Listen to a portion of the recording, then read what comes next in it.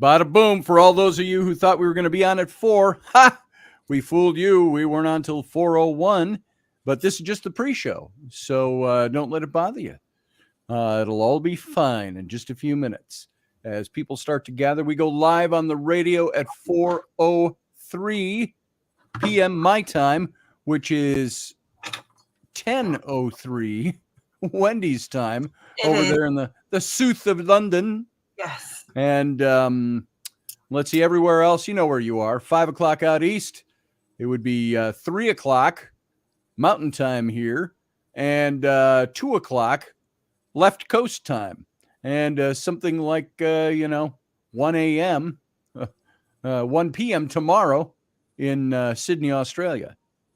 So there we go. And I'll save my niceties for when we start the show. I'll just surprise you organically with my niceties. So, all right. So we got a minute. Hey, Romeldian, good to see you. Carlene, good to see you as well. I got to adjust this. I usually tie a full Windsor knot because I'm an Anglophile. No, a full Windsor knot. Today I put in a foreign hand, and it gave me the double dimple. That was a big thing when I was in school. As Ken would say, it looks marvelous. Why, thank you, ma'am. So the forehand is a tall, skinny knot. So that's what this one does. I always hunch at radio. We're both wearing velvet, and we didn't even know the other one. We didn't even know about it. We'll talk about that in a second. Let's go dark. Be right back, folks.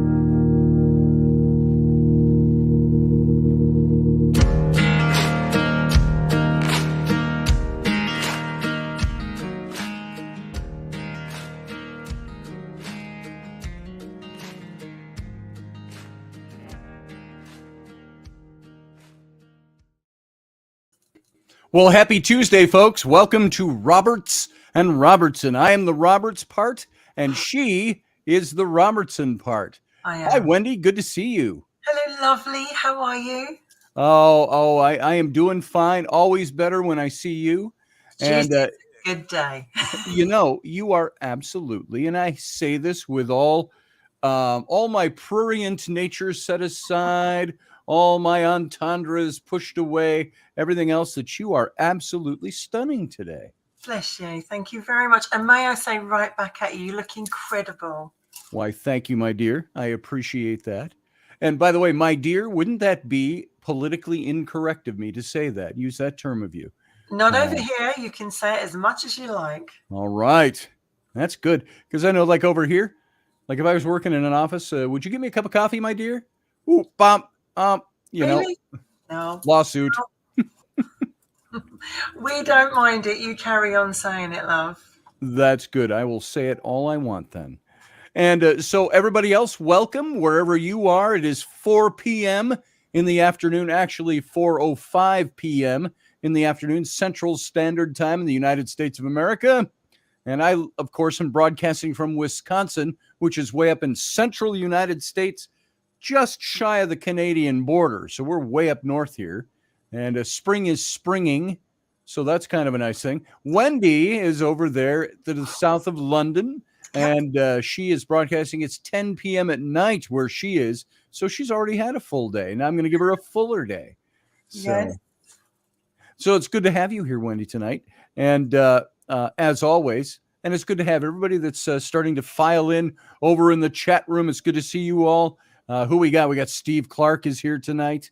Michelle Kenham Freedom is here, and we got Chief Romeldian Olympus and Anita Palmer, and Allison is here, and who else is in here? I saw a few other names. Carlene is here, and so everybody's starting to file into the chat room. It's good to have you. Thanks for being here, and thanks for giving us your time. And Wendy, thank you for giving me your time. Well, any day with a Y in it, darling. All right. I like that.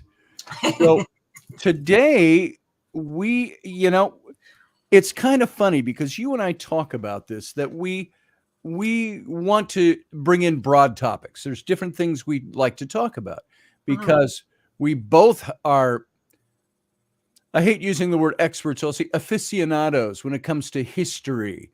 You, especially in the history of your area. I was a history major when I was in college. So we love history. We love the paranormal. We love the unexplained. We love politics. We're both very engaged and understand politics. And so we can bring all those things. And of course, we do a lot of stuff on this show, has really started to funnel down into the show, which, by the way, there should be some minor celebration. This is our 20th show.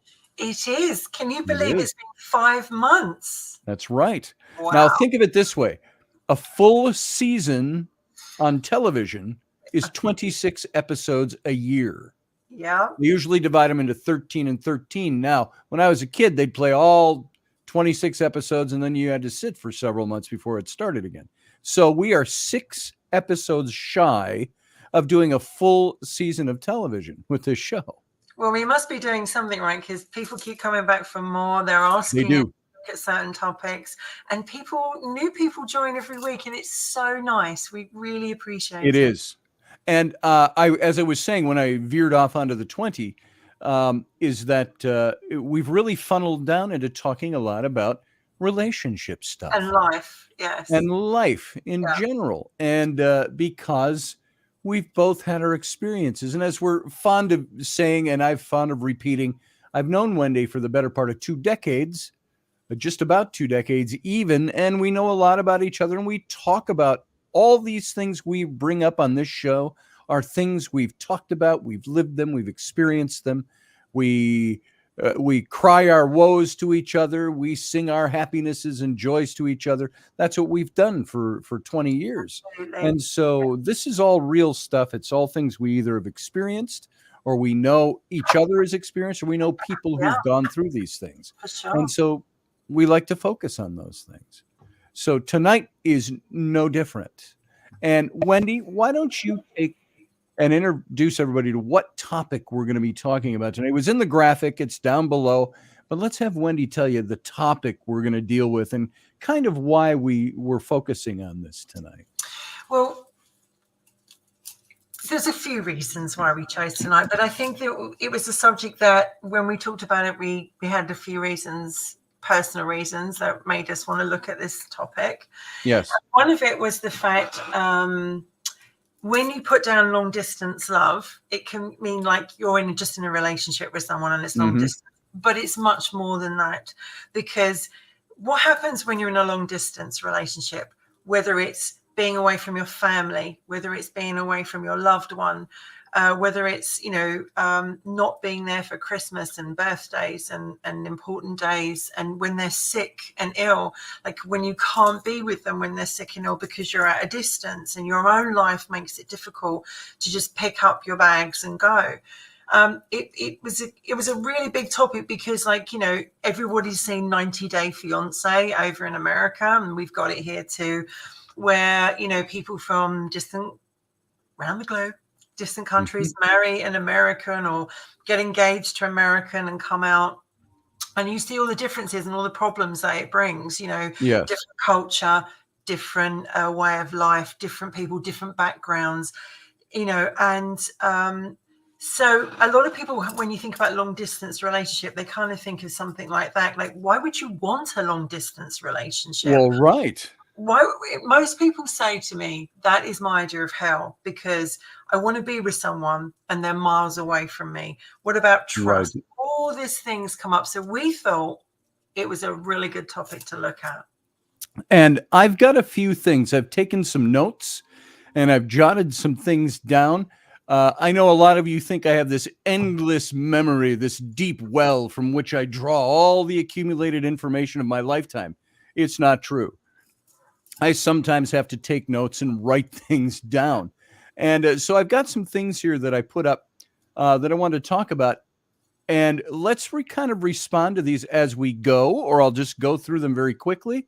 And because I got a list of 13 things here, so maybe we can take off with this topic this way. And I know you've got ideas that you want to bring up too. So anywhere you want to just stop me and jump in and do your thing with this, let me know. Well, of course, I got my own personal experience because I married a Canadian, right? And I've done the whole long distance relationship, not just, and it was, I did that back and forth for a long time. So I speak as a real life long distance, relationship. I am curious. Did you automatically become a Canadian citizen when you were married? No, I did not. If I had stayed out there, probably, but we came back here. Because I know here in the United States, like if I was to marry you, if I was a single man and you and I got married, you would become a citizen. But I think it takes 2 years for that to happen. You get a green card, but then 2 years, you're finally a citizen, something like that. I had a friend of mine in the church where I ministered when I wasn't the minister. I was ministering in small groups and so on years and years ago, had a beautiful wife from Russia. And he was a good looking dude. And they got married and they were in the church and she was active. She was friendly and all of that. The day they hit year 2 anniversary, gone. She was gone. She got her green card. She got her citizenship and she just left him cold and blue. So I know there are some people that will do that. And sadly, that's the case with a lot because, America being the land of opportunity and dreams. But when I met my husband, or ex-husband, I should say, I had no plans to live in Canada. No plans. No plans to even, get involved with anyone from abroad.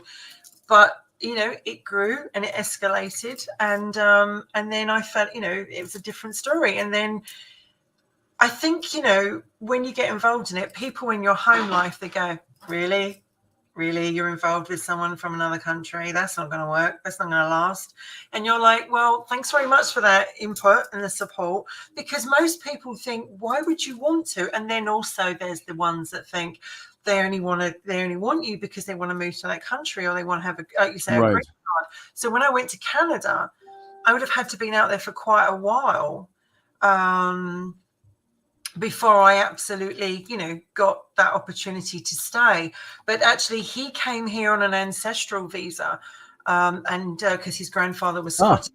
So he came here. He was here for 5 years, and then he could apply for, residence as a Brit. So, now he's got dual nationality, I think, or something like that.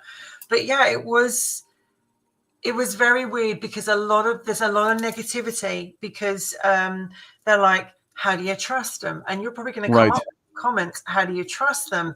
What about, infidelity? What about your, sex and all this kind of stuff? All of that comes up for sure.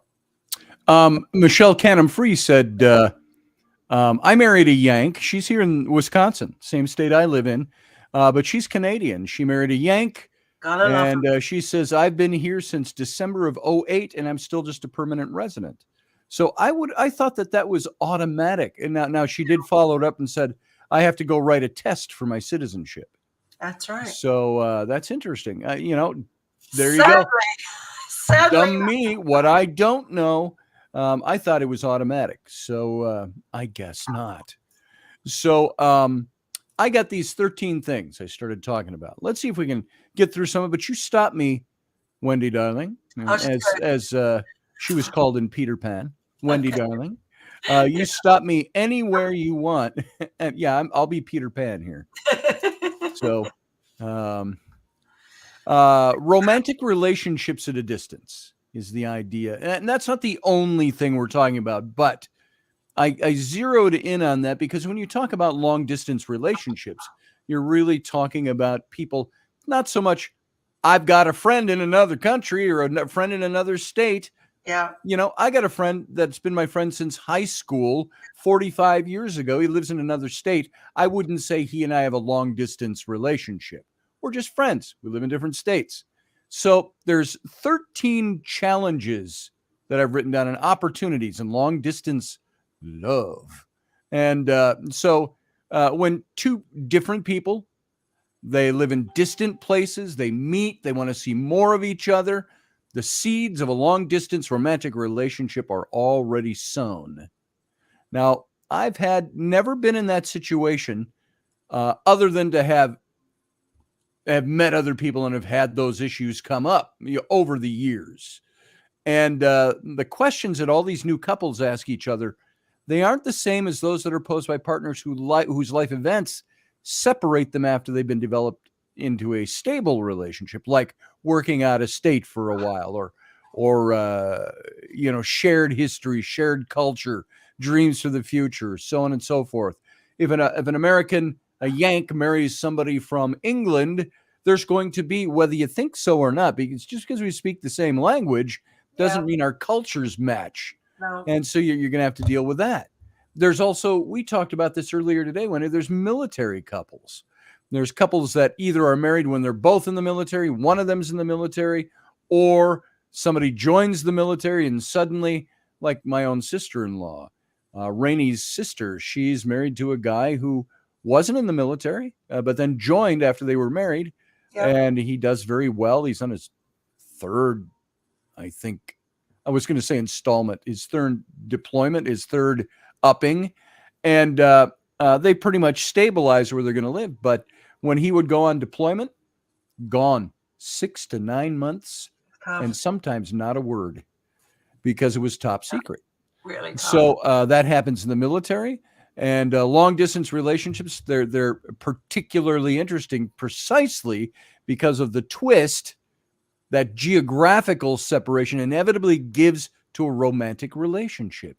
If I say I love you and you say you love me, and then suddenly we are dispossessed of each other, maybe by choice, because we're in totally different geographical locations. It's not that you can't hop on a plane or drive a car. Sometimes it's more difficult depending on how many oceans are in between you. But suddenly you've created a division that wasn't meant to be a negative division. It might be for something that's good, but you end up with that. Yeah. And so the first thing that's on this list is that not sharing the same context for daily life, time zones, weather, people, patterns, modes of operating your life, activities, culture, events. That's the first big thing that is and what are these? I'm calling this, it's a list of 13 challenges that can be debilitating to a long distance relationship. So the first one's culture and shared context. That's something we don't think of. Imagine that, Wendy. You're involved with somebody who is, maybe speak to this, you're involved with somebody who's an ocean away, or a country away, or 100 miles away even, which doesn't seem as daunting as an Atlantic Ocean. But you look at that and then you say, your context coming from different cultures, even though they're similar, that context of daily life is going to be very different. What do you think about that? Well, I mean, it is, because even though we're in the same, I was lucky, we both spoke the same Queen's English. Same language, at least, yeah. But at the same time, the cultures are very different. And you find that very quickly, the difference between you. I mean, when you first meet someone, it's all, roses and everything's wonderful. But as time goes on, those difference of opinions, those different things start to play, and it's how people look at you as well. Because when you're out there and you're visiting your other half, and people go, so what, you're dating a Canadian? And you're like, yes, yeah, like, why would you want to? Why are you doing that? Aren't there enough men back home? It feels like you're kind of put down. Whereas I think in Britain, it was kind of like, wow, really? You're here, you're married to a Brit. That's, it was very different. I mean, my best friend is in Canada, And, it's not only, as I said, love relationships, because, I think the world of her, but I haven't seen her. I don't see her a lot. We talk as much as we can. And there's always a part of me pulled across the ocean. Yeah. And when I was in Canada, there was always a part of me pulled in the UK, and I never was. And she said the same thing to me as well. She said, now I've been to the UK and I've fallen in love with English culture, the history, the people, and everything like that. I'm not the same, because when I went back to Canada, I realized how small I felt. So I think that from a culture point of view, it really changes you. And I have to say, in some way, for the better. I think you've become a more rounded person, you're more like this instead of like this. I think, I think it's for the better. Absolutely. In my experience, it was the better. Daniel Craig says, and I know Daniel, I met him through my daughters, through the whole mermaid community stuff. Daniel Craig. He said, I met my wife on AOL in a tavern-themed chat room, and we lived about 3 hours apart at the time. So sometimes you meet these people that are at a distance, and you get to know each other, and you find that there's maybe something that works. And guess what? As weird as Daniel is, she's still married to him. But they just that was a little fun at Daniel's expense there. No, they just bought a cottage on the Atlantic coast somewhere. It's just gorgeous. They had to fix up in some land there, right on the water. So very cool. But let's get on with this checklist. That was number 1, different contexts of life. What about number 2, logistical challenges? This is the big one: calendar, transportation, communication, paying for it all to take on new meaning when geographical distance is involved. Imagine that. You're in love with somebody, or you're in a relationship. Yeah. Let's say, let's give it the given. You're in a relationship, you love that person. All of a sudden, what do you got? You got transportation problems. You got calendars meeting up. You got communication issues. Oh, the internet's not working tonight, and I can't call her tonight or him tonight, or you got choppy phone calls or whatever. Paying for it to take on new meaning when all this geography and the distance is involved. That's one of the problems of long distance. I think you can't, when someone's 8 hours away or 10 hours away, and then you've got to go on 2 or 3 planes or whatever to get there. It's different if they're in Scotland, like using that. Right. It's still going to take you a plane. A few hours by car. Get there. Well, about 10. And that far. And you've got that. Or if you've got the money to do it, because financially it's incredibly expensive to, back then it was cheaper, but now it's really expensive. Like, you're looking at £600-700, it's normally around between 350 outward, 350 up. But I think the hardest thing is, what if they're ill? What if they get taken ill? What if there's an accident? My best friend had an accident. She was involved in a car accident. She almost died, and it was COVID, and I couldn't get on a plane. And I actually even rang her. How spooky is this? I even rang her at the exact time she had the car accident, and I didn't know that. She was actually having the car accident at that moment. And when I found out, I was horrified, because I couldn't be there. And it was like I wanted to be there for her, and I couldn't. Right. So it is difficult you can't just get on a plane. You can't. It's really difficult to be marked as emergency contact on official documents when you're 10 hours away. Mm-hmm. So, yeah, I thought £600 to drive from New York City to London. It was £600 to go out to Canada or America, using that as an there you go. Example. About $900, something like that. Yeah. Something to that. That's what it costs right now.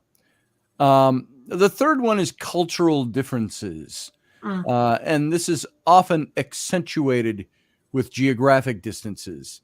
And its decision-making styles are often embodied and embedded into culture. And it can require negotiation.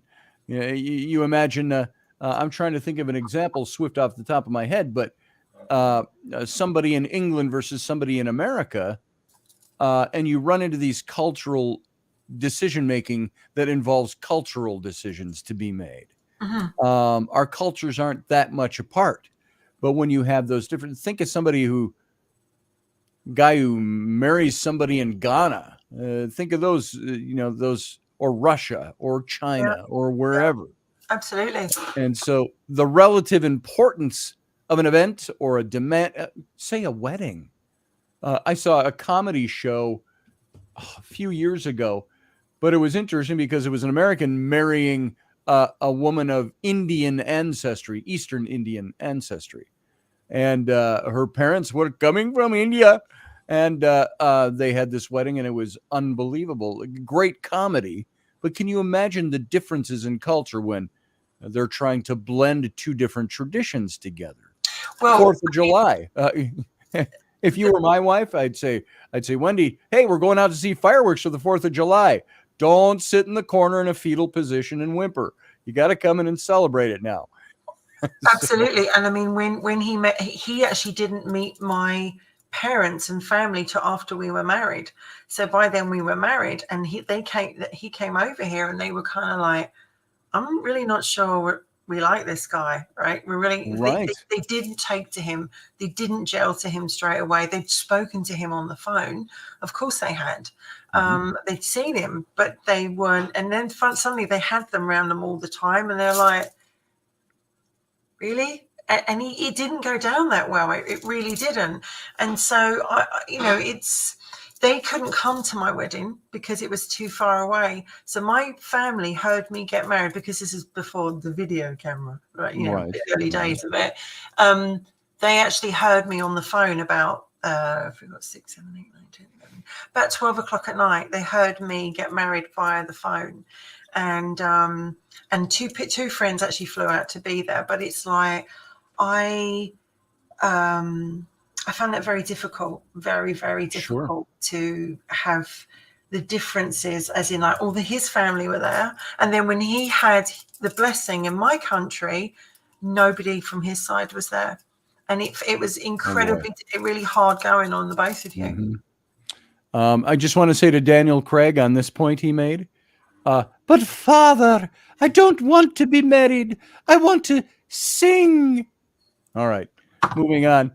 And Philip Blair said, I found a wedding guidebook from England. Mostly the same thing as American wedding. That's the beauty of merging cultures like American and British, because our cultures are very similar. Well, of course, we all started in England. So so when you have a cult, what's that? Mother country. Mother country, yes. What? And so, yeah, Philip, it's a good point. England and America, probably not as big a problem. Canadian and America, negligible. You go to, I don't know, Romania and the United States, you might have some differences. So those exist. So let's move on my list of 13 things, of which we've gone through 2. Well, actually, 2.5. So we're in the middle of the third one. You can say that decision-making styles are often embedded in the culture and so on, requires negotiation. And similarly, the relative importance of an event or a demand that can affect being together can vary with culture. Things like, and I already mentioned, the 4th of July, Thanksgiving, they're not holidays in France. Certainly not in England. The 4th of July, Independence Day. And I think, don't the British call that Traitors' Day or something like that? I don't know. What day is that? The 4th of July. All you treasonous colonials. It's all right. How about many don't adorn the American calendar?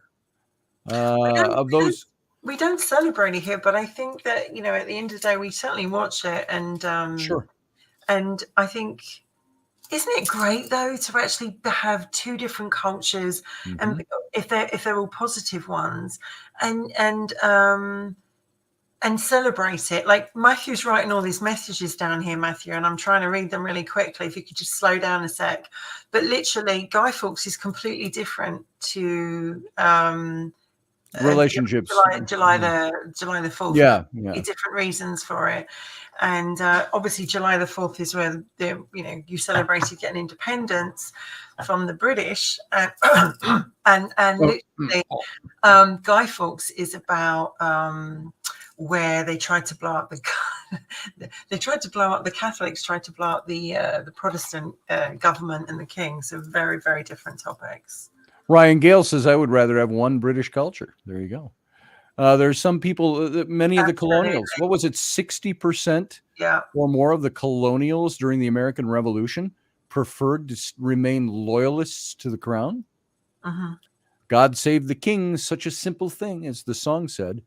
And a lot of people said that, like when I met someone, they were like, "Why do you want to leave your hometown? Why can't you're British? You come from London. Mm-hmm. This is your hometown." And I was like, "The world is huge," and they're like, they couldn't get round their head. And I think that why is that? Why is it that people have a problem with seeing someone else spread their wings? Why is that?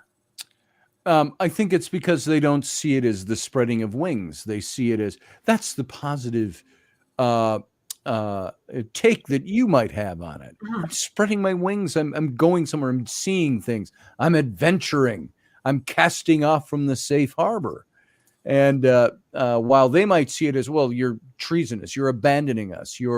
Why would you want to do that? Why would you want to leave your home where everybody is and all your family? And, that's the point of view, I think, that is harmful. Mm-hmm. Only not to ill speak of anybody in your circle, but I know when my daughters, not a relationship thing, but they moved their business to Hawaii several years ago, and they had some members of our family, not this family, but of our family, that was just berating them for wanting to move away from home with their business, while they had their dad saying, "Go do it. You're only this age once in life. Do it now. You don't want to get 20 years down the road and regret that you didn't do it. Have the adventure. Do it." I had friends stop talking to me because they were like, when I came back to England after being away for on and off for some time, they had all moved on, and I was like a square peg in a round hole. They didn't. I had nothing.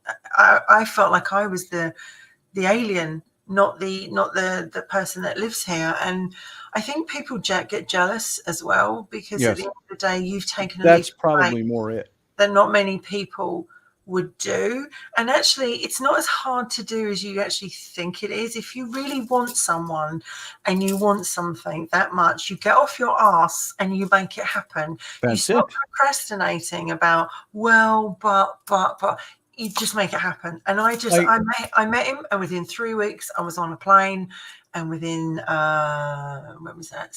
I met him in September. I was in Canada by October, and I was engaged by December and married by March. So it's like, if you want something, you make it happen. You make it happen. And that's like the thing I say so often when I'm talking about this, my mantra, 20 years from now, you'll regret more the things you didn't do than the things you did 100%, do. 100%. So cast away from the safe harbor, set your sails to the trade winds, explore, dream, discover. I love that quote because it says it doesn't matter where you are in life, folks, anybody.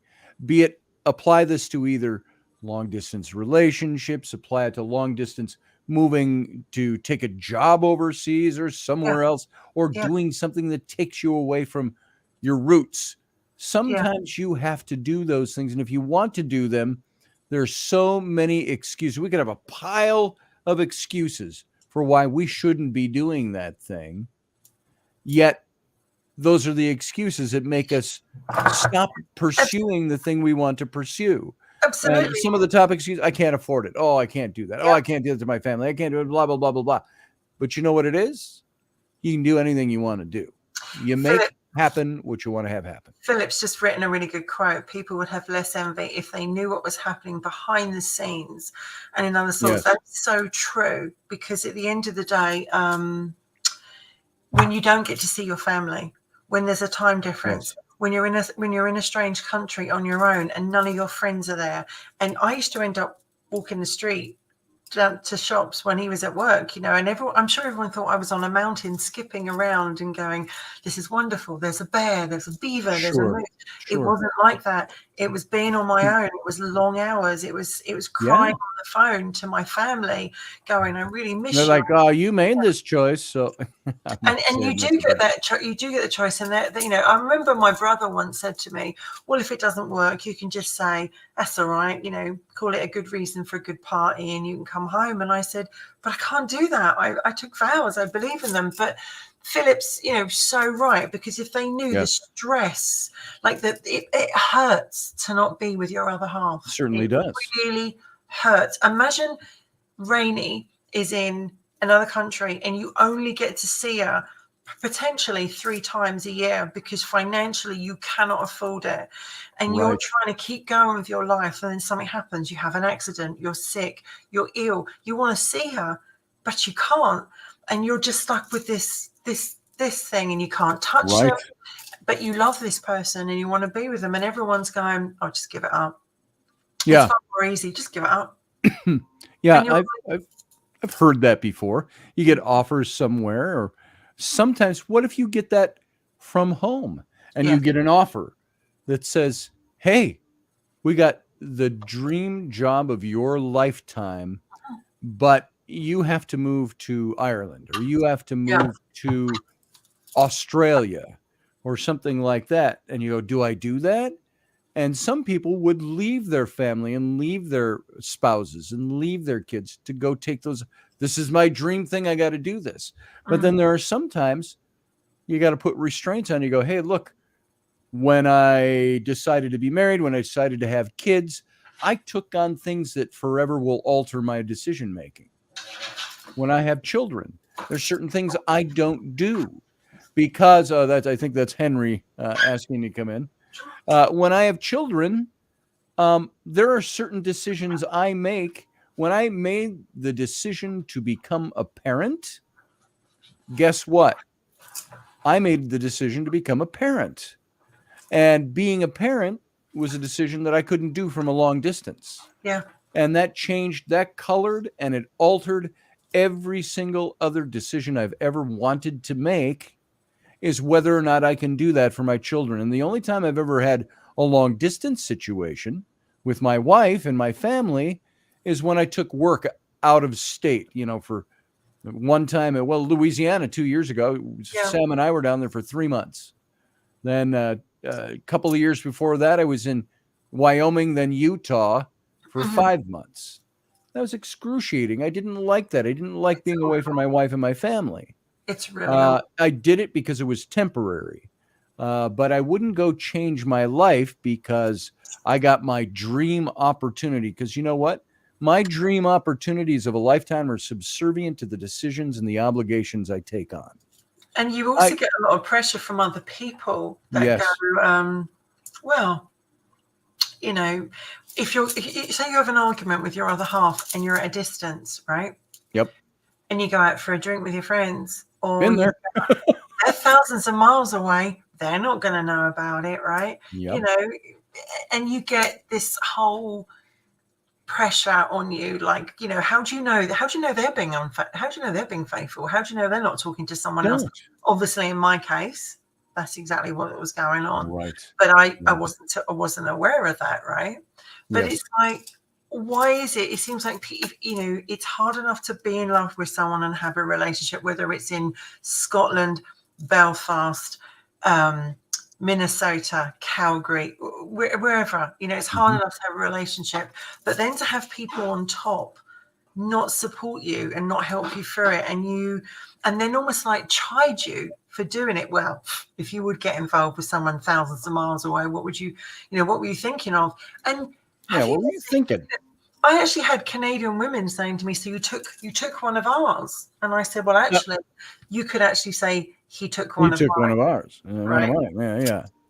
You could say that. So there's all kinds of decisions. And something I found, something I've grown less and less inclined to give a good goddamn about, is somebody else's opinion about what I'm doing. Totally. Unless it's somebody who's linked inextricably to me and my decision-making process that it includes them. Other than that, I've had more people that'll say to me, over whatever it might be, X, Y, or Z, oh, you're doing the wrong thing. You know what? I've gotten to the point where I don't really care what somebody else thinks of my decisions. Yeah. As long as it works within my marriage, works within my family, and it works within what I know to be the right thing to do. So I would today, in a heartbeat, I would move to England for the right job, for the right position, but I'd take my family with me. Yeah, spot on. Me too. Like, and that's why, like, I want to go to Canada, as you know, and I was taking Henry and Vamp. I mean, they're part of the crew, part of the family. Why would you leave them behind? But people expect you to. They go, well, you're not taking Henry, are you? And I'm like, why? Yeah, he's my family. Well, it's too expensive. Actually, it's not. And I think that we live in a very small world sometimes, Scotty. It's very much like this, right? And it needs to be a bit more like this. Rainey and I had the opportunity it wasn't on top of us, but it was the opportunity was presented for us to move to Egypt. Wow. With, at the time, our two little kids, Flynn and Rowan. And they were both very young. And my friend John Ward, archaeologist there, and Maria, they said, you guys need to come and move to Luxor. Love to. Work with us. And we almost did. We were seriously considering it. And we just didn't for various reasons. It didn't have to do, we weren't afraid to do it or anything like that. It was just, we just decided not to do that. But you can't do that unilaterally. That has to be a joint decision. So... well, anyway, that's a little off our topic, but I was going to say, ending that point about cultural differences, there's a lot of Asian cultures that value emotional restraint, but you got your Latin, like your Italians, your Mexicans, they prize expression. And so, what are you going to do when there's that difference? Yeah. So it's there. Number 4 was when a couple is physically separated from one another, daily life can be sheltered from the demands of the relationship. Meaning, when I was away working for 5 months, and I'm away from physically separated from my wife and kids, I'm sheltered from the demands of the relationship. I mean, I knew I sent my check back home. I would keep a certain portion, so I had spending money where I was, but everything went back home. There was that factor that was there. But my day-to-day life, when I wasn't working, I was out there all by myself. Yeah. I had friends that worked the jobs too with me, but we'd go drinking or we'd go out to eat or, and you don't think of, you could even be sitting there and you've been away from home for 7 weeks, and suddenly a hot waitress will wink at you. I'm using this as a hypothetical. And what does that do to you? One of two things happens. I am separated from the demands of my relationship. I'm in a suspension of reality out here, and it changes the way I would react to that. Or you stick to what you are, your obligations, your responsibilities, your loves, and things like that. And you say, no, that will not happen here. So this is what I mean by that. And I'm not trying to open up the ground or lay the groundwork to say, hey, it's okay to screw around when you're not at home. No, that's not it at all. It says, but when you are separated from that person, what happens? If you go to the office every day and all you get is, the 4 or 5 phone calls a week, maybe every day, to your loved one who's somewhere else. Sometimes you miss those because everybody's busy, got their own jobs, their own things going, and you're trying to make a relationship work that doesn't work because you're not there experiencing each other's daily context. And there is a distance. I mean, that causes a distance in itself, because at the end of the day, when you're seeing each other every day, there's touchy-feely, there's contact, there's something. When you're not seeing that person, you're not having that interaction. And with a long distance relationship, you have to keep up communication. You have to be consistent every single day. And the worst thing was back then, it wasn't like it was now with Facebook and everything else. Like, it was just the phone. And if what happens if you would ring and they never answered the phone, and you would keep ringing and they didn't answer the phone, and you're like, they don't answer my text, they don't answer my phone. Why aren't they answering the phone at midnight? Have they? You Well, know? yeah, like have they had an accident? Have they, and it plays with your head, and you just want to jump on a plane and see that everything's okay. And that's the hard part. That's a really hard part. And also sex, like, that's one of my points coming up here. like seriously, like to not be able to touch someone, to kiss them, to hold their hands, to touch, pinch their bum, to just to feel them. It's like every day, everybody in the world lives with someone and they have the opportunity to touch them. But when you're separated across the miles, you long for that day, or you're separated, even if you're around the country, you long for the day that you go, I can't wait for you to hold me. I can't wait for you to hug me. And it can drive loneliness. Loneliness can be a big factor to making bad decisions too, and time difference, and knowing that while you're in bed, they're still out and about. It's still their evening, and when they're in bed, it's your daytime. What is Saturday night, right? She's gone to bed. Yep. Boys have said to me, do you want to come out? Whatever, right? You go out for a drink, you're in a bar chatting away, and someone starts talking to you. It happens. And then there's that half of you that's gone, I really, really love this person, or I really, really care, but it's really hurting, and it is constant. It doesn't go away until you are, until you're reunited. So you can't, I mean, yes, there's these gadgets now. You can send messages across vibration. You can have even sex toys, which are used by apps and USB and all we got that parties now you can throw. Well, exactly, right? You can do all this stuff, but back when I was there, we had nada. It was just the phone and text. That was it. I got to tell you, something you said sparked a memory.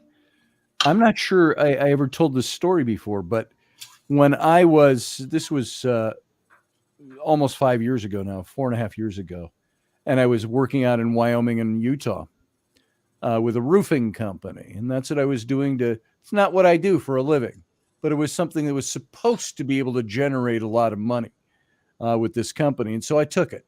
Yeah. And it was a lot of separation, separated from my family. And one night, now you tell me this is not a separation anxiety dream. I dreamt that, whoa, I almost can't talk about this, but I'm gonna try. I dreamt that my wife and all my children were all killed in a car wreck. I mean, you talk about an anxiety dream. That they were all dead, and that in the dream, and they were all burned to death. And in the dream, I don't know why the morbid detail. And what woke me up is I had to go to the morgue to identify them. And I dropped to my knees crying, and that woke me up. Yeah. That was the anxiety of the separation. And so I immediately got on the phone, which was about 2 a.m. back here from where I was in Wyoming. And I called Rainey, and I was an emotional wreck. And I said, I have to call because I need to know you're okay. I need to know you're alive. I needed to hear your voice. And she gave the laughter was sympathetic laughter. She was like, oh, this smile. And she says, it's okay. We're here. I'm alive. And she said, you just talk as long as you need to. And I was able to talk to her, and I fell asleep on the phone, talking to her. But this is the thing that I think creates, it sounds like a night terror, says Philip. Yeah, that was probably one of the most terrifying dreams I ever had. And, but my point being with that is that there is separation like this when you are together and you have this long distance thing, unless you're really comfortable and you're both, CEOs of companies, or you both, you know, you're going to hop your private jet if you want, or you're so busy you don't notice it. No, yeah, I love you. Hey, good to talk to you. I'll be home in a month. So let's plan something. You know, there's those types, but then there's the types that say, I'm doing this because I have to do this. I feel it was a logical decision to make, and I don't like it at all. When I went to Louisiana 2 years ago, I said, I don't like this at all. No. I don't like being away from my family. I don't like doing those things. So, and also, if someone was to, you know, pass away, yeah. I mean, when I was in Canada, and if someone was to pass away in the UK, I've got the added expense of not only have I got to afford a flight back, you know, quick, which isn't cheap. I've also got the guilt if it's close to me that I wasn't there, that I wasn't able to do anything, and if I'd been there would have been a difference. So like when my best friend had her accident, it was like I could have been at the hospital in minutes. You know, I could have been there. I could have helped it through. And there's a guilt factor when you can't pick up someone on the phone and is something happened. So you were in a position where you could speak to Rainey and have reassurance. In my situation was when I couldn't get hold of her. It was like, you ring the job, you know, is everything okay? And then you hear like, oh, they've gone out or whatever, and you think, well, that's why they're not. It's a horrible position to be in, and I would say only the strong should do it, because if you are not, if you're not strong, if emotionally, if you don't believe in the relationship enough, if you're not strong emotionally enough, it won't survive. That is the God honest truth. You won't survive if you don't have the strength to do it. No. You started, and I said I have a point that's really addressing that to a certain degree, that in-person closeness, that in-person contact, that eyeball to eyeball, face to face, breath to breath, that closeness, that contact across a distance isn't the same thing. No. And at a communication level, even if 7% of our communication is considered to be in words, and the other 38% is tone of voice accessible through telephone, and even generously, if another percentage is available through the visuals of, say, Skype or Zoom or now Messenger, things like that, there's a serious proportion of the information and the communication that's still missing. The internet has made things, you know, you meet someone online now. Everybody meets a lot of people online, you know, and it doesn't matter what country you're on. And I know I've met some lovely people from abroad who I potentially could have dated and had a I would have thought a lovely relationship with, but they back out because they cannot handle the distance or you know, other people, or the financial side, because debt, I'm not going to lie, debt, unless you're like bringing it in loaded, debt's going to happen. And it's not just the flights back and forth. It's like the presents, the cards, you have to do it. And so when you're on the internet and you're talking to someone from abroad, and it sounds all really very exciting to say, I've met someone from Jamaica, or is there another reason as also why someone else wants to meet you? Because you said right at the front about the green card.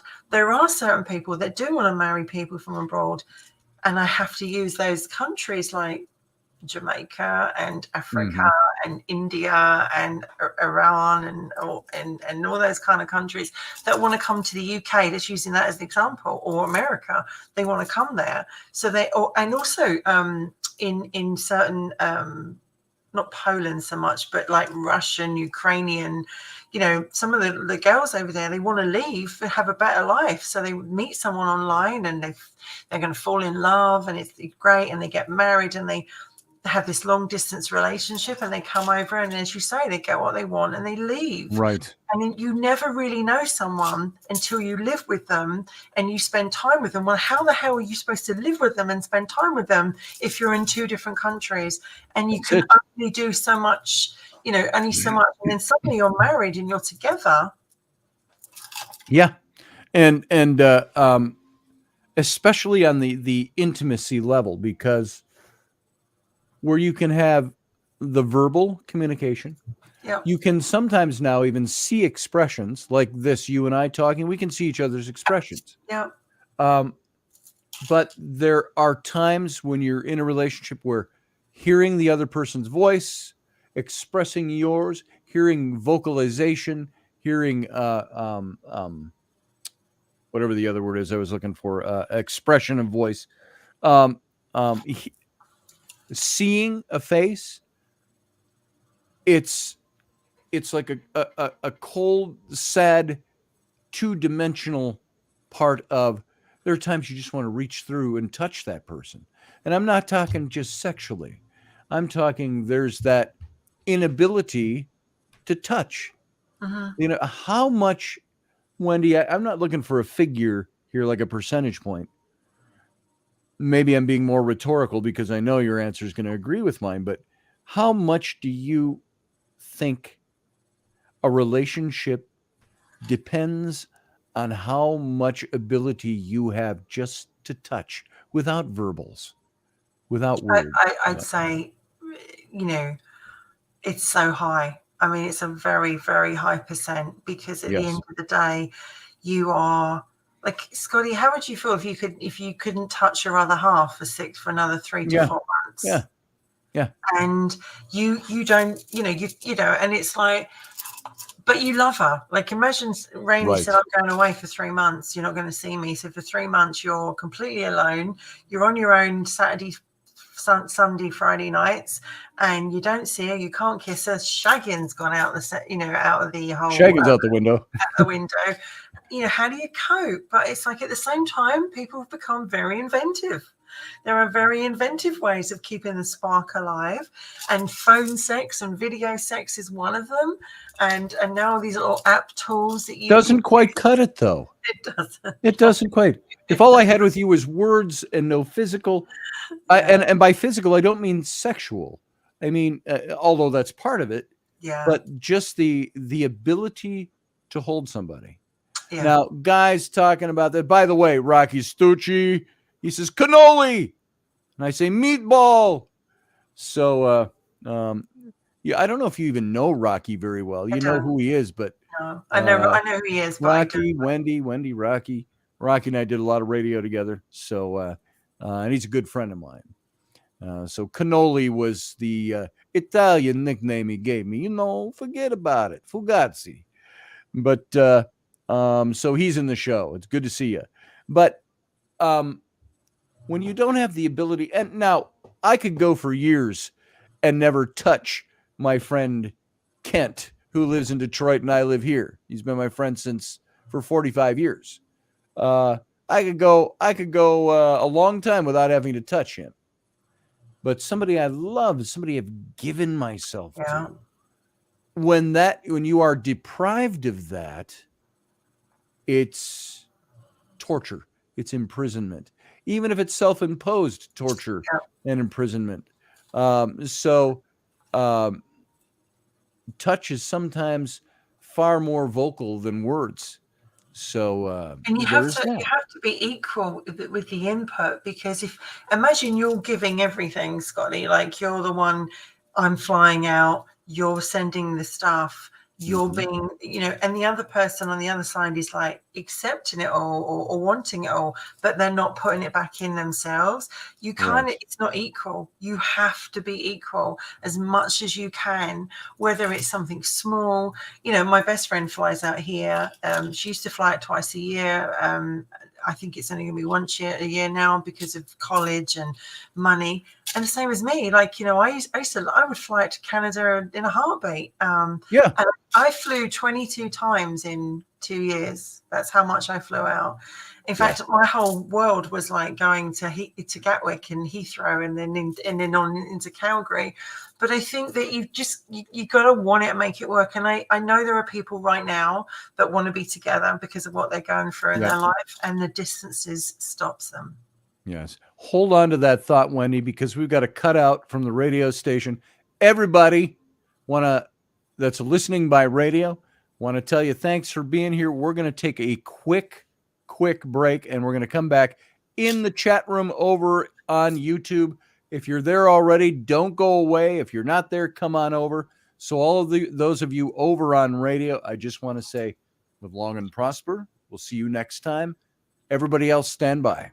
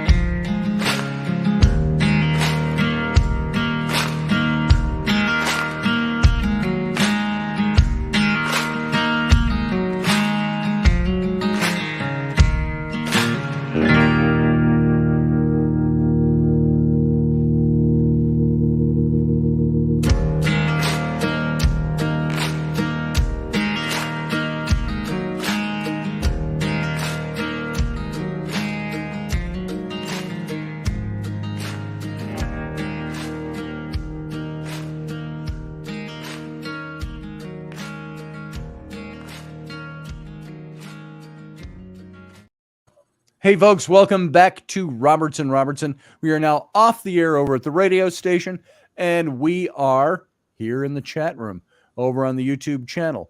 And so thank you to everybody who stuck around. Wendy, I think I missed you for that whole 2 minutes. Well, so, I was here. Did you not feel my energy? I was actually reading the comments, and I was kind of like reading some comments, and it seems like everybody else is not talking about the subject we're talking about. It seems Matthew's noticed that chatting about completely different things and taking people on different levels, and I'm like, we were just talking amongst ourselves then, Scotty, because no one was listening to us. I guess so. And if the chat room's free and open. If you want to talk about other things, you can do that, but tune into the topic. And you might get something out of it. A lot of people wonder why we talk about relationship stuff, and it's like, everybody knows that you're interested in history and paranormal, and your show does that, and it's like we haven't said that we're not going to cover it, and in fact, I know in the month of April there is some big things that we're talking about which are not relationship, but it's like, I do feel that a lot of people send over these topics to us, and we honor them by by talking about them. Right. And yeah, a lot of these are topics that people ask us to talk about. So, and I'm not chiding anybody. You don't have to prove you were listening. No.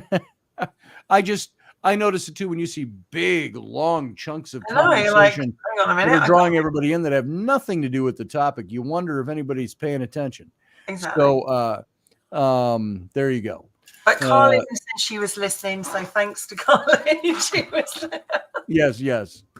And so I'm glad you're here. And Susie, I did see your dream statement, but it was at a point, by the time I saw it, we were already kind of moved into something a little differently. I couldn't get to it. I think with Robertson, we wanted to tackle, loads of people talk about paranormal and history and, alternative stuff and everything like that. Yeah, there's so many people on the shows about it. When people start writing to you saying, could you cover this or could you cover that, it shows that people like the way that we talk about it. So that's why we do. But that's not to say that we're not going to cover, because of course we will. But then, I do notice sometimes there's reams and reams of stuff going here, and I'm like, I can't read it that fast. Right. And I mean, that's just part of the beast. So that, and also, once we go to a daily show. Oh, exactly. Yeah. Then we can handle that a little differently. When we go to a daily show and we have a producer that can say, I was just noticing this in the chat room. Why don't you guys comment on this? And we don't have to, read it so closely. So, and I saw Susie Q commented on a dream that she had probably right after I was talking about that dream. She said, wow, I had a dream. I was pushing paper into a machinery with lots of others in some sort of factory or recycling. I was helping an Asian man who couldn't keep up. They dragged us away and shot him. She says, they scolded me, kept pointing fingers at me, screaming at me for helping him. And I woke up before they killed me too. Yeah. I think Philip's a good point right at the end. He says, I was thinking about a nice girl who put her number in my phone pre-pandemic, and I sadly lost that phone. And I call her if I still had her number. She was a psych major, and it's like, do you know what her name was? Philip, do you know what her name was? Yeah, that would be interesting. Out there and see if people can find her. I had there's a couple of times that happened to me in my life, but there was a woman that was a trainer. I used to go this a long time ago. I used to go lifting weights, weight training, back in my 20s, my mid 20s.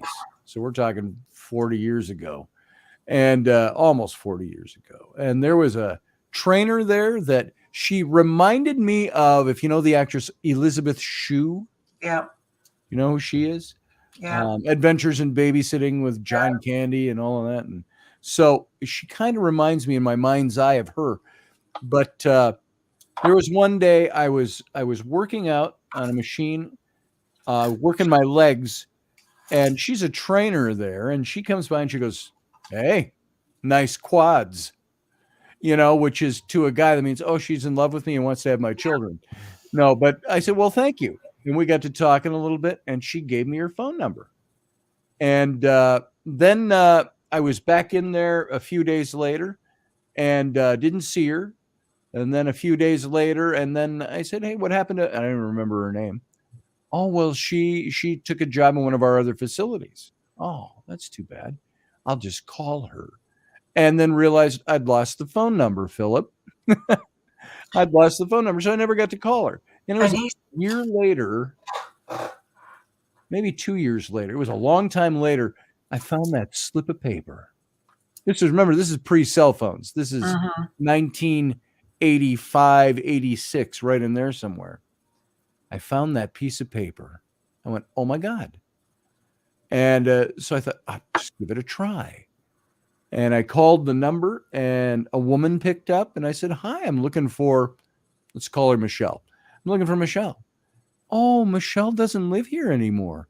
This is her mom. Can I help you? And I said, oh, well, I said, my name's Scotty. And I said, I had her phone number from a long time ago. She goes, well, and she was really nice and almost funny.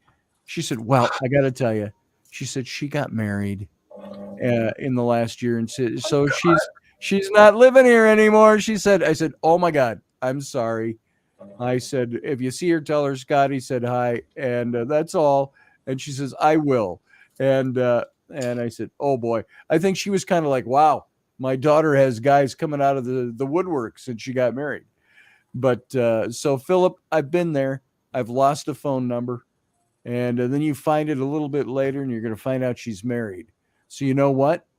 Make good use of your time. See if you can find her. The things that could have been, it's like when I was recently over in Calgary, I met up with a couple of people that, I was on a dating agency, got talking to them. They were like, yeah, let's meet up for lunch. And you're a bit of a novelty. You're a novelty when you go over there. Like if they come here, they're a novelty. And you meet up with them, and they're like, this is great. It's so lovely to meet you. It's just so lovely and all that kind of stuff. And you're like, well, that's lovely, but we had dinner and it's great. But do you want to see me again? And then they're kind of like, well, if you were here, it would be so much easier. And you're like, you flew over to Canada, and they're like, well, that was a nice dinner. Thanks for coming out. Well, do you want to see me again? Well, if you were here, it would, I would date you in a heartbeat. But the fact is, you're over there, and until you get here, and you just think to yourself, that's what I mean by faint heart never won anything, right? I guess I'll hop back on my plane and go home now. Well, I was out there, obviously going to see my bestie. And then obviously got chatting to these people, and they were like, well, yeah, I'm going to be out. Let's go for dinner. So we went for dinner, and it was fab, and I've made some great new friends, let's put it that way. But at the same time, you just think to yourself, look, it doesn't matter whether you meet someone and you live in Sussex or you live in Hampshire in England or in Scotland. Right. if you really like someone, you just make it work. It's consistent. And some people just, they don't have the guts for it. They just really don't. Yeah. Yeah. How would you do it? Would you do it? Would you date someone from another culture, another country? And hell yeah. Do it? Would you do it? If I was drawn to that person, and was we're not saying the obvious, and that I was free to do so, of course, yeah, I would. If I was interested in that person, I would do everything I could to make that happen. And so, and I think I'd want to find out a lot first, because, of course, in the back of your mind, what if she meets me and she's like, "Oh, you're not as tall as I thought you were," or but that happens. Or God forbid, the sex act takes place, and she's like, "Yeah, oh, you don't look naked anything like I thought you would." There's that, and instant rejection. The attraction has kind of gone. You're kind of like, yeah, how long are you here for? Yeah. When is my flight? My flight leaves at 7 a.m. 4 days from now. Big mistake. Oops. especially if you're the one flying over there. So you're doing the travel, you've booked the holiday, you've paid the ticket, you're going over there. Like, I remember getting to the airport the first time I arrived at Calgary Airport. He wasn't there. What? He wasn't there. I turned up at the airport. There was nobody. And I'm like, is this the date guy? This is the guy I married, the guy you married. There should have been a red flag just there, right? And he wasn't there. And I was thinking, oh my God. And I remember, like, I had one friend in America at the time, and literally they were like, if he doesn't turn up, you're to tell me, and you just get yourself in a hotel and we'll sort you out.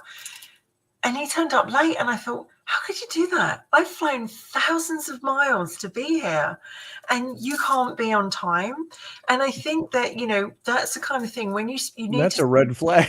You can't agree to get married, date anyone, or really do anything until you physically meet, because you have to spend time with them, right? And if it's a long distance thing and you go into the physically meeting, I think nowadays I can be very impulsive. I can admit that.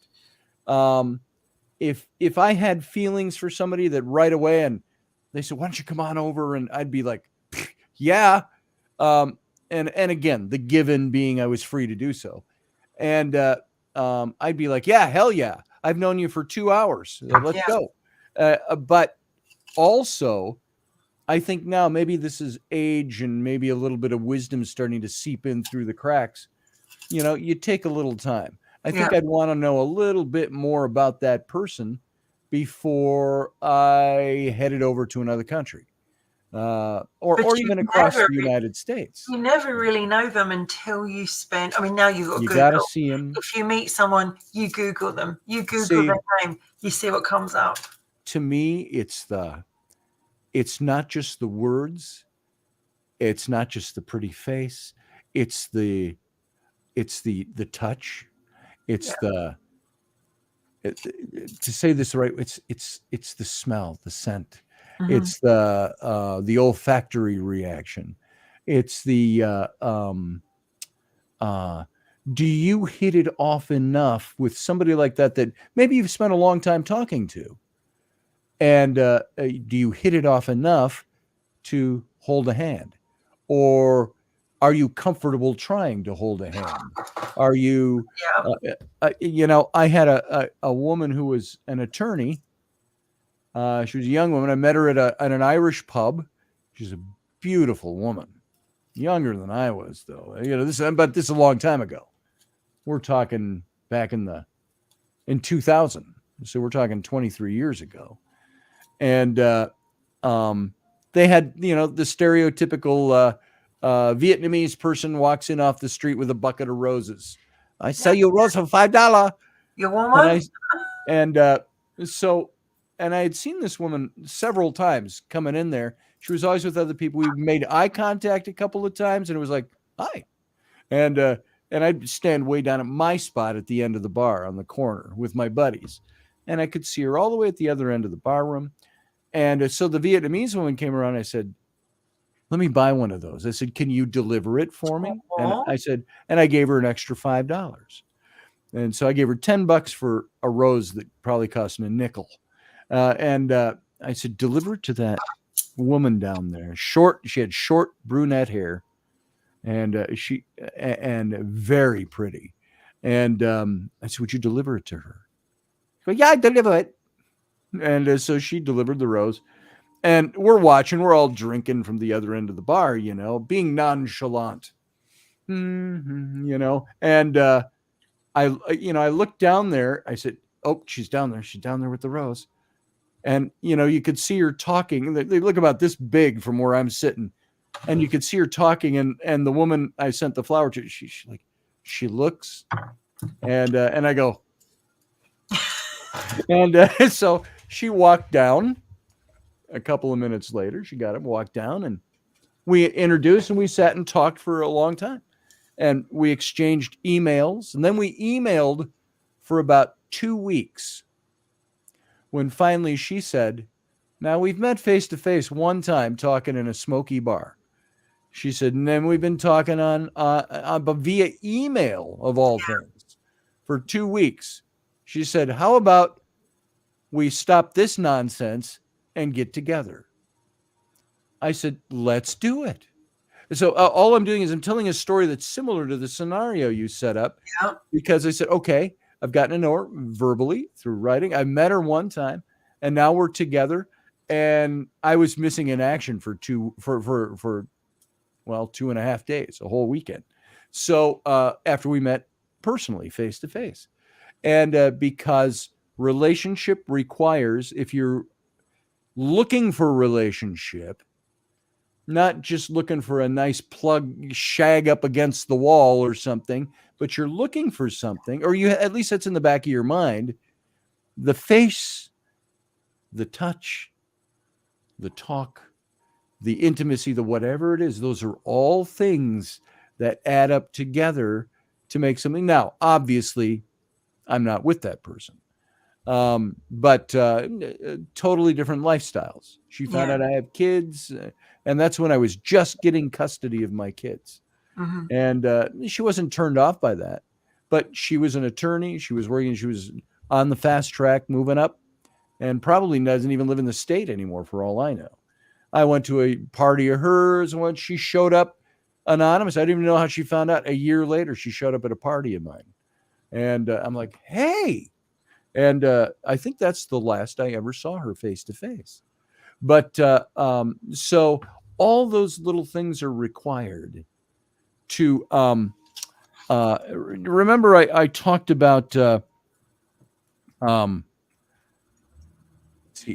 want to see if I can. I think I've called this up before, and I don't know if it was on this show or my own show where I read this before.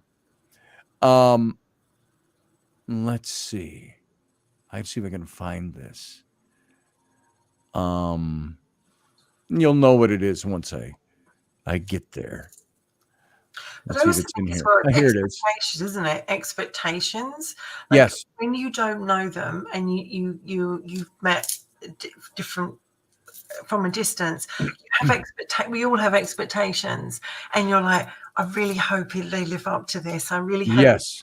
And then you meet them and you're like, God, they've got really bad breath, or they smell, or the, as you say, the sexes. And a lot of people want to go to bed really quickly. I know. They don't want to wait to, well, you're here now. Let's not waste any time. Let's just go. get in the sack. And you're let's go. Come on. Let's go.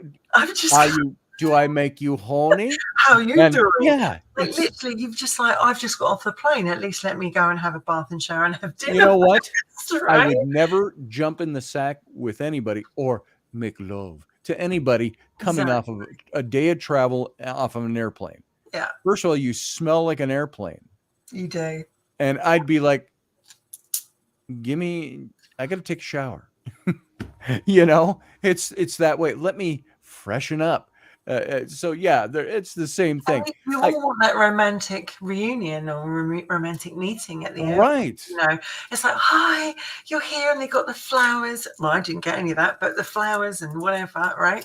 And you're just like, yeah, I feel fine. And then you're just like, oh my God, I'm off the plane. You want to go to bed? Did you say you wanted sex now?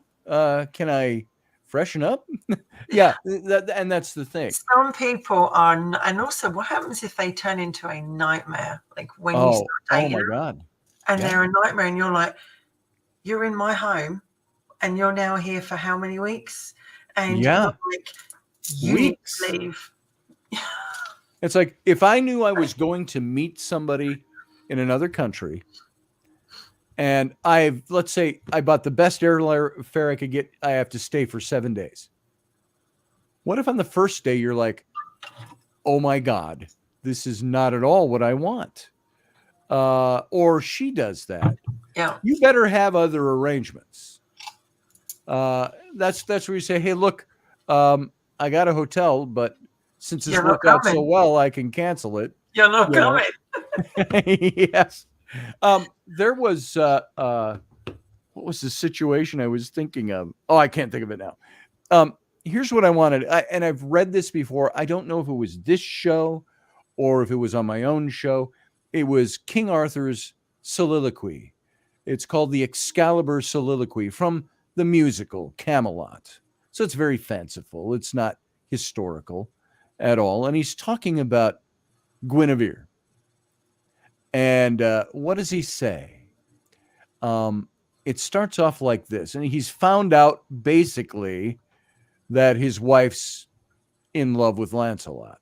Is what this is about.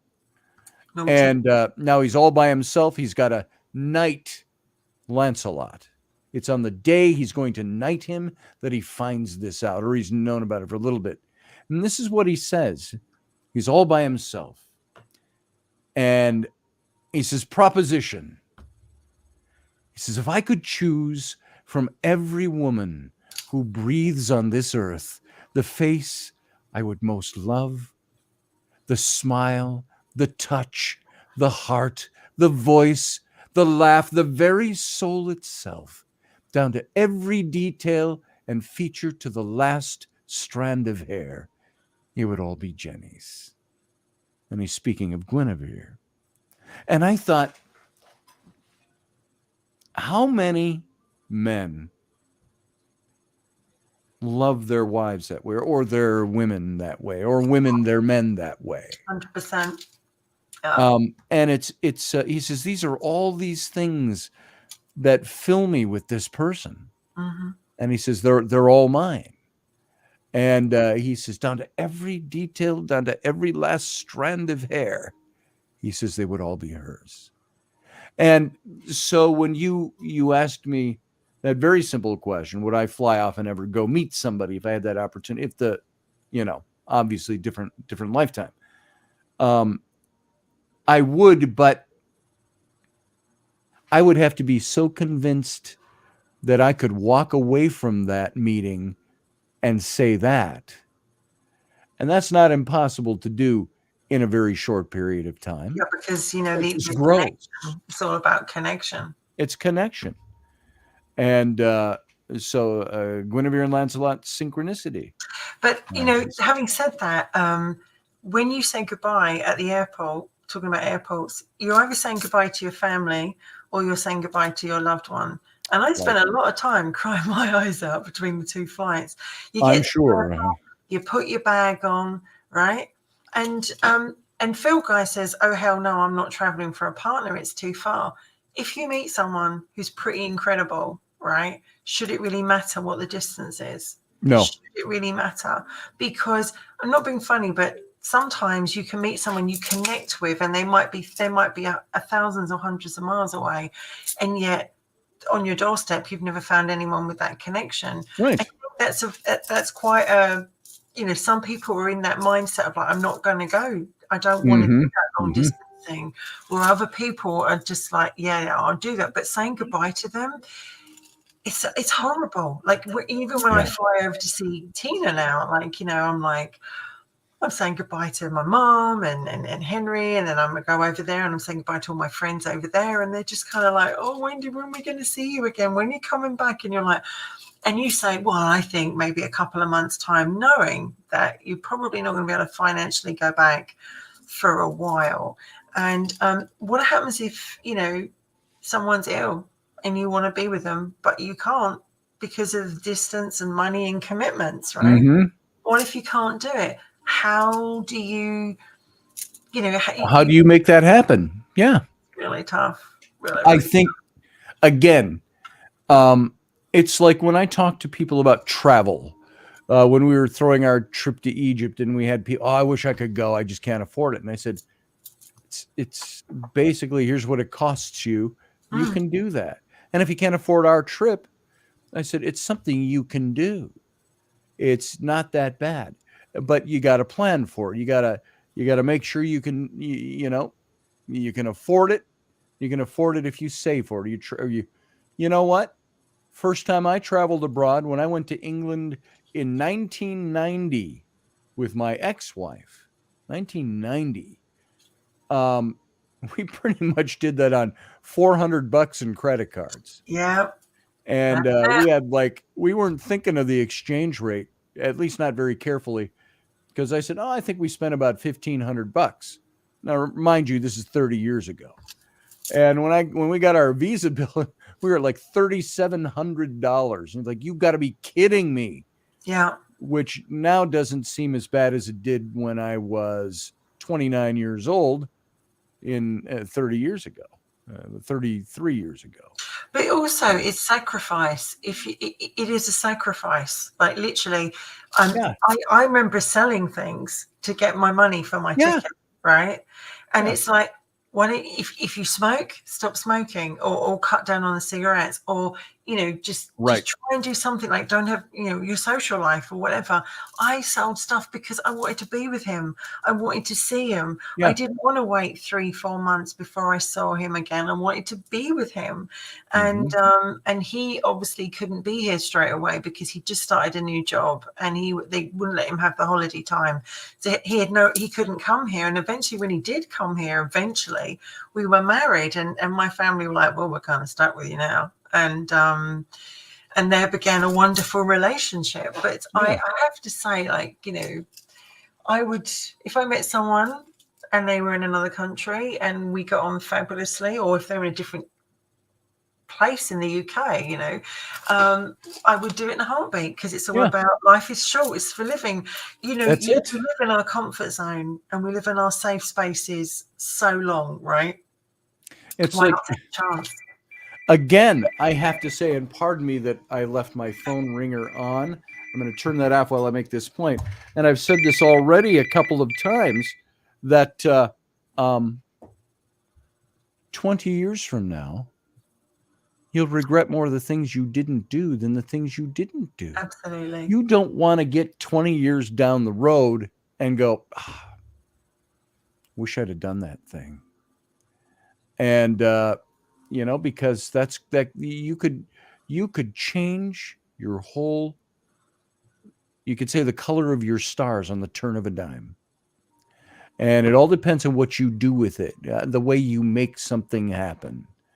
So, well, here's an interesting point, because and Phil Guy's put his point of view in, which is great to see that. Let's ask a few people. Let's ask Matthew Sainsbury. Would you go to another country to be with someone? Let's ask Keith. Keith, would you go? Let's ask Barbara, would you go? 3 people I've just picked at random. What would they do? Would they go? Would they take that chance? All right, you 3, you have your orders. Or would they just deliver stay them in up? the safe zone? Phil Guy traveling. Once you get used to it, you get the bug for it. Believe me, you really do. We're waiting to see the answers, if they're listening, and also to see if they Traveling just gets me, says Field Guy. Yeah, you definitely have to have an attitude about it. For me, traveling, you know what it is? I put on a pair of rugged pants and boots and a good shirt and a hat, and I throw my pack over my shoulder. I try to travel as light as possible. When I went to England, we ended up going to, in 1990, the first time I went, we went to the Royal Shakespeare Theatre in Stratford-upon-Avon. But I had to wear a suit and tie. So you know what I did? Took my suit. I had a $1,500 at the time. This is just to illustrate the point, a $1,500 two-piece Corneliani Italian suit. And I took that suit, I folded it, and I rolled it up really tightly. The coat and the pants, a tie, dress shoes, and then a couple pairs of jeans, a couple of shirts, whatever. Toiletries. That's the way I went to England. So when we got there to Stratford, and we were going to go see, we went to see Comedy of Errors. Yeah. And I took that suit out at the bed and breakfast, and I asked her if she had an iron so I could, and I pressed out the wrinkles, steamed them out, dressed up, suit and tie. And so field guy, traveling ain't nothing. If you think about it and you do it right, boom. It's only unfamiliar to begin with, because, you know, like if you go back, it becomes like I'd never gone international, never. Right. And I just got on a plane and I went and I loved it, and I never looked back, and it changed my life forever. And I think that the more you think about it, the more it makes you work. Keith says it would all depend on the individual situation. Right now, it's not feasible due to life issues, but I'd be open to it. Chief says, I just don't like traveling by car because I fall asleep. And then I think Barbara said I would, but I have too much baggage, and I'm not making a joke, Wendy, but I know what you mean. Like, you got too much to carry. And then Matthew says, I'm not sure, but I would like to travel. But I would like to travel. Dad got a chance to travel much more. Dad got to travel more than me.